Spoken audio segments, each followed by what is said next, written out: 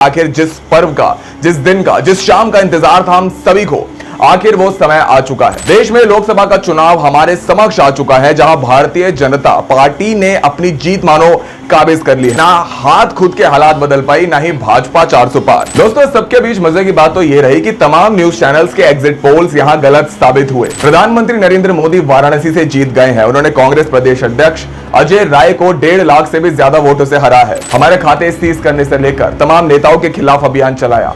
हमारा campaign positive था। हमने महंगाई, बेरोजगारी, मजदूरों की समस्याओं को मुद्दा बनाया, इसलिए लोग हमसे जुड़े। पीएम ने जैसा कैंपेन किया वो इतिहास में याद रखा जाएगा। नीतीश का पाला बदलने का इतिहास रहा है। पिछले 10 सालों में नीतीश कुमार 4 बार अपना पाला बदल चुके हैं।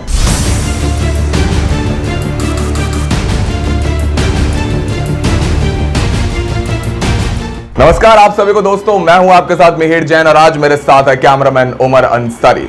कथा अपने तमाम दर्शकों, अपने तमाम नाज़रीन को बहुत बहुत बधाई देता है कि आखिर जिस पर्व का, जिस दिन का, जिस शाम का इंतजार था हम सभी को, आखिर वो समय आ चुका है।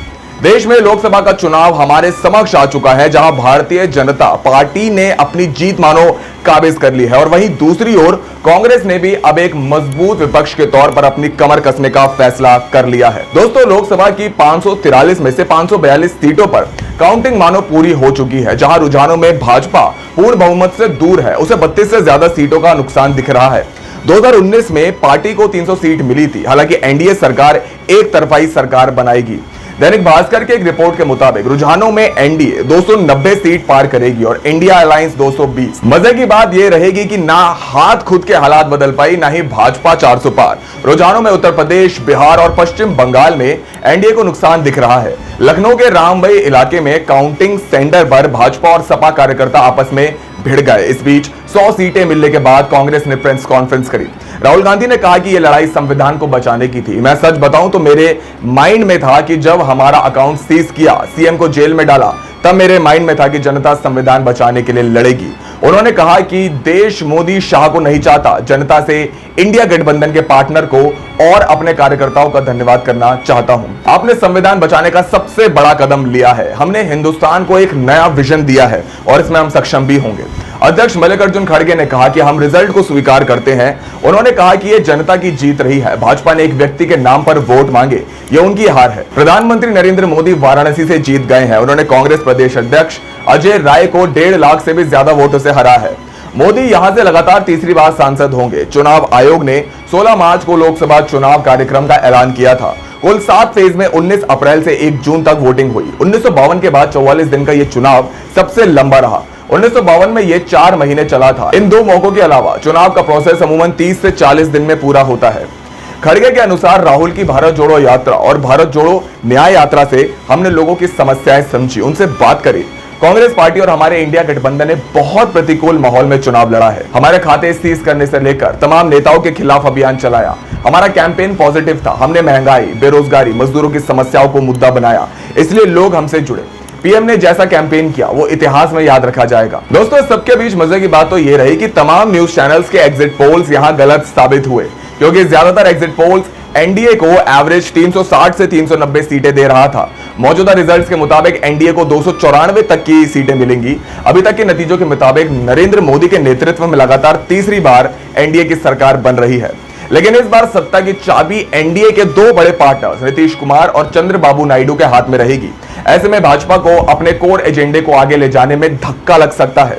लोकसभा चुनाव प्रचार के दौरान नीतीश कुमार ने रैलियों में कहा कि उन्होंने अपने शासनकाल में सांप्रदायिक सद्भाव बरकरार रखा, अल्पसंख्यकों के लिए कई महत्वपूर्ण योजनाएं चलाई। भाजपा के साथ होने के बावजूद नीतीश कुमार ने अल्पसंख्यक समुदाय को यह संदेश दिया कि वो भाजपा के साथ गठबंधन के बावजूद उनके हितों की रक्षा करने जारी रखेंगे। गौरतलब है कि भाजपा में शामिल होने से पहले नीतीश ने आरक्षण पर बहस छेड़ दी थी और बिहार में जाति आधारित सर्वेक्षण भी करवाया था।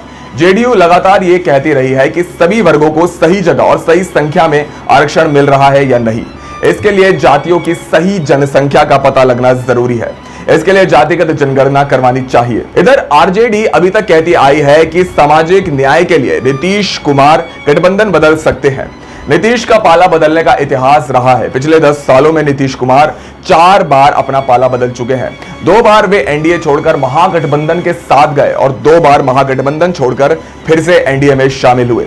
ऐसे में यह कहा जा रहा है कि अगर नीतीश कुमार ने एनडीए का साथ छोड़ा तो भारतीय जनता पार्टी के लिए तमाम मुश्किलें खड़ी हो जानी तय है। चंद्रबाबू की पार्टी टीडीपी पहले भी भाजपा की अगुवाई वाले एनडीए का हिस्सा रही थी।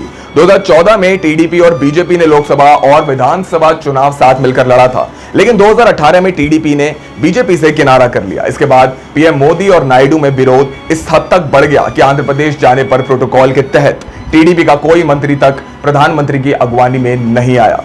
व्यक्तिगत हमलों का स्तर यह था कि प्रधानमंत्री नरेंद्र मोदी ने नायडू को ससुर एनटी राम राव का गद्दार कहा और नायडू मोदी पर हमले करते करते उनकी पत्नी जसोदाबेन का जिक्र ले आए। 6 साल बाद 9 मार्च 2024 को सारे गिले शिकवे भुलाकर टीडीपी फिर एनडीए का हिस्सा बनी। आंध्र प्रदेश में बीजेपी संगठनात्मक रूप से बहुत कमजोर है।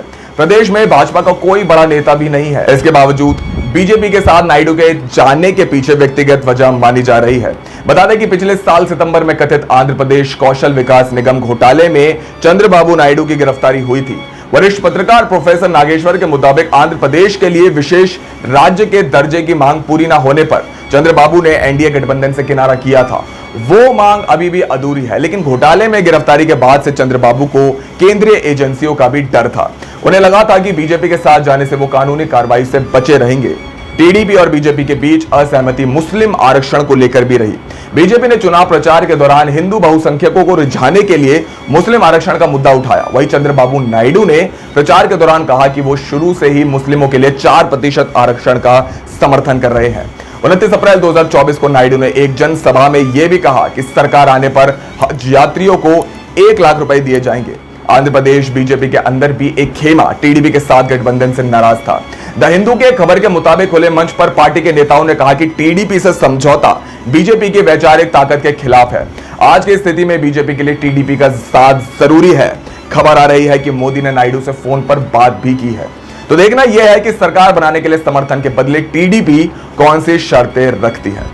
लेकिन दोस्तों, इस सब पर आपकी क्या राय है कि आप व्यक्तिगत तौर पर भारतीय जनता पार्टी और एनडीए अलायंस से खुश हैं? क्या कांग्रेस अपनी इन तमाम स्ट्रैटेजीज में सफल रही है, जिस कारण कांग्रेस आज सबसे बड़े विपक्ष के तौर पर उभरी है? हमें कमेंट बॉक्स में जरूर बताएं। दोस्तों, वीडियो पसंद आई हो तो वीडियो को लाइक करें, शेयर करें, सब्सक्राइब करें और साथ ही बेल आइकन को भी जरूर दबाएं ताकि आपको हमारे तमाम वीडियोस की नोटिफिकेशन सबसे पहले मिल सके। और आप सभी को एक बार फिर से बहुत बहुत मुबारकबाद। कैमरामैन उमर अंसारी के साथ बिहिर जैन, कथा।